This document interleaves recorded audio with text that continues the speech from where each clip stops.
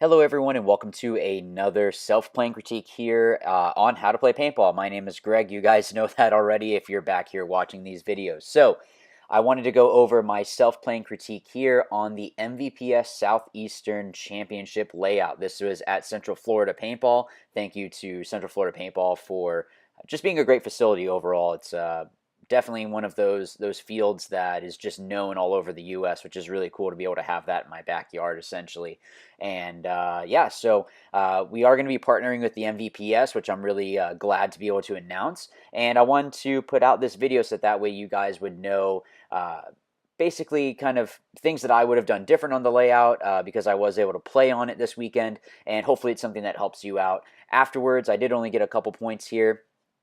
Afterwards, I will be doing a kind of review again of things that maybe I said in the first impressions that I wanted to go ahead and change. So, with that being said, without further ado, let's jump into our first point. Okay, so this one I get shot pretty quick, and I wanted to show you guys this because it's a shot that I think is going to be pretty useful here at the field.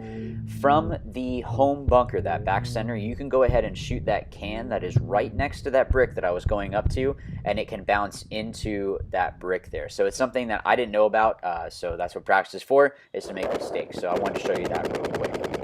Okay, so because of that that bounce shot there, I wanted to try to hug the outside of that brick a little bit more, and I saw the chance to keep going. Actually, in my mind, on the way up, I was trying to figure out, do I want to go to the Dorito that I'm at or the Dorito in front of me? Ended up going over this way, which ended up being a good run. There wasn't any paint that way that I saw, so I was able to dive out there, and they were actually delaying up to that, what we were calling the China, that center bunker, that center kind of fortress, essentially, which is a really good shot, which we'll get into that position in a second. But you can hear I was able to shoot that guy. I'm just calling out, what it is that I hear. Charlie was playing behind me. That is the owner of the ML Kings. He lives locally, so we're able to practice together, which is great. So you can just hear us communicating back and forth. Now, the reason why I didn't keep going and why I started yelling brick was because that brick was looking over at that tape side. I wasn't able to go ahead and make that move because of that. And I'm not just going to run stupid into there. I'd rather slow play it a little bit and stay alive than try to make a big run. Hey, Brick's still on me. All right. The reason I didn't want to talk there is I wanted you guys to hear that. So Charlie said, hey, you're one-on-one with them. That meant that, hey, it's just you and him on that side. Make sure that you're protecting yourself down the tape, and essentially, you got to make sure that you're covering yourself, and I'm not necessarily looking that way. Is basically what that is saying, and I knew that, so I didn't want to come off the tape and let him run up the field and end up being able to shoot him down the tape. So going out wide, I went up in front of the Aztec and dove into this brick. This was the mistake. This is where I dropped the ball. So he went from the Dorito 1 to the Dorito 2, which is what we were calling 200. And if I had just stayed that way, I should have been able to protect myself. The reason I went out that way, not protect myself, I should have been able to shoot him on the bump. Me looking inside was basically not trusting the guys on the inside. So that was my fault there. So the reason I went out this way is because I can't really see him doing anything, and at least this way I can look down the tape and make sure that he isn't going to be moving down the tape. Now, I do get shot stupid here. Honestly, he had a good shot. The snake corner was there, so that's why I decided, all right, I'm going to try to shoot that. So he ends up getting a good shot on me here. I think I just started showing a little bit too much and ended up putting me in the hopper. So be it. It happens. So this point here, we were trying to do something where I delayed out in the open and then shot towards the snake side. What I should have been doing is actually shooting right in front of the snake one where that big wing is. I was still able to shoot him. I don't know if I'm going to claim the kill. I don't know if it was me or someone else, but I'll take it. So I was able to shoot that guy in the snake there, and I'm just calling whatever it is that I hear there. I don't know where it is. So you can hear me saying that, hey, I'm not sure where this guy is shooting me from, but I knew paint was coming from the inside. From the down the center of the field. It ended up being that it was the home, and you'll hear me correct that in a second. So that was something that I was able to figure out. And then me going out here was basically I can try to start getting wide on people and make sure that I'm able to deny them from moving, essentially. So me moving up here, you can see how much more I'm getting shot at now, which means that I'm doing something that is hard for or difficult for the other team to just let me live there. If you're not getting shot at, honestly, you're probably not doing your job, to be honest. So we're just talking here. I check over and see the brick was posted that way, so it's just communication there, and ended up that guy, I don't know why he tried to dive out that way, but that's why you want to do those drills where you're able just to pick up your gun and shoot wherever it is that you need to. All right, so just a quick recap here. This is the Dorito side, of course, as you guys can tell there. That bounce shot that I was talking about earlier, if you go from the back center, shoot at the can that is right next to the brick, just on the outside of the can there, it can bounce right into the brick. So that's something that you want to watch out for if you're running up to, but also if they do dive there and it looks like they're going right around that Aztec and running up to the brick, it's something that you can throw that way, and you might get lucky and shoot someone.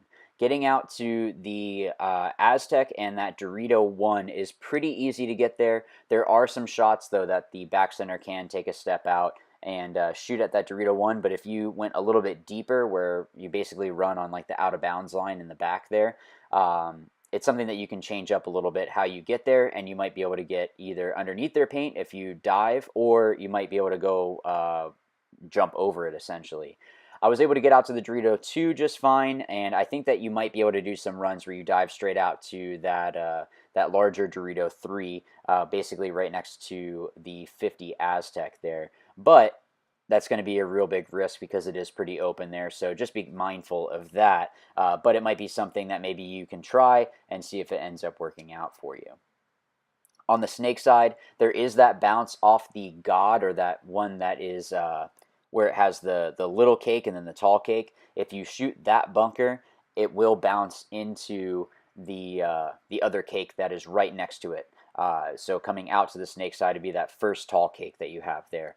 That snake corner is actually, it's relatively decent. I wouldn't stay there for a real long time, but you can still protect your guy down the snake. Now, what's really important is shutting the snake side down. It is more aggressive and more useful than I thought it was going to be honest. So actually getting out on the field, like I said, my first impressions can change when I actually get out and play. The snake side is a little bit stronger than I thought it was going to be. So you want to make sure that you have someone in that tall tower on the snake side, or someone in that center fortress, essentially, that I was able to shoot that guy out of. But so you got to make sure that the Dorito isn't alive, or that you're just playing the snake side of it. Either of those is going to be able to shoot down on the snake, and because that second little W is outset a little bit, where there's a gap basically between the beam and that little Dorito, I'm sorry, the little W, you are going to be able to shoot that guy if he's trying to crawl around. There's nothing really blocking him from getting shot there, where usually you would have the beam touching whatever is the next prop that's there, the next bunker, so it's going to help protect you a little bit. This one has that gap, so you want to be mindful of that. I would make sure that you have someone getting out into the snake side. One thing that worked was going a little bit deeper, so you kind of run more like you're running out to the snake corner and then you go up into the snake. That might work for you. Just try stuff. To be honest, at practice, you guys want to make sure that you're trying different things. It's okay. If you look at Konstantin Fedorov, watch him on the very first day of a layout if you ever get a chance. He is literally running all over the place, getting shot stupid, getting blown apart. He might not even make it to more than a couple bunkers or anything like that, but he's trying different things because he wants to see that the next day he knows exactly what it is that he can and can't do. So try things. Guys, I want to say thank you, huge thank you, of course, to you guys. Thank you for, we're over 6,600 subscribers. That's incredible. That's all you guys, so I really do appreciate that. Thank you to the MVPS for being able to start up this partnership here. If you haven't checked out the Maximum Velocity Paintball series, guys, you need to check it out. Even if you're out of the state of Florida, make sure that you're coming down and playing in this series. It's run by paintball players. It's run by a friend of mine, actually a couple friends of mine that work for that league, and they all love paintball, and they're going to make sure that it's going to be fun layouts that you would like to play, but also they want to make it something that is going to be beneficial for you, so they have good prize packages, all of that. The other thing I want to say is thank you to the Florida Bone Crushers. I was able to do a clinic with them before we went out and played against the Palm Beach Vipers, so thank you to the Palm Beach Vipers as well. I know I'm giving a lot of shout-outs, so I'm just going to end it there, but if you guys want to start a clinic or anything with me, just email me, or you can put a message down in the comments down below with your email if you'd like. But my email is howtoplaypaintball05@gmail.com, and we can get all the pricing and everything sorted out. But you can ask the Florida Bone Crushers. They really enjoyed the clinic, so I hope that it'd be something that would help you guys out as well. I'm going to stop talking now. Go ahead, try things out on this field, come back, put a comment and tell me what is it that worked for you, what is it that didn't work, did you find any other bounce shots, anything like that. But I'm going to be signing off here, and I will see you guys in the next video. But as always, remember, watch, learn, win. Thanks.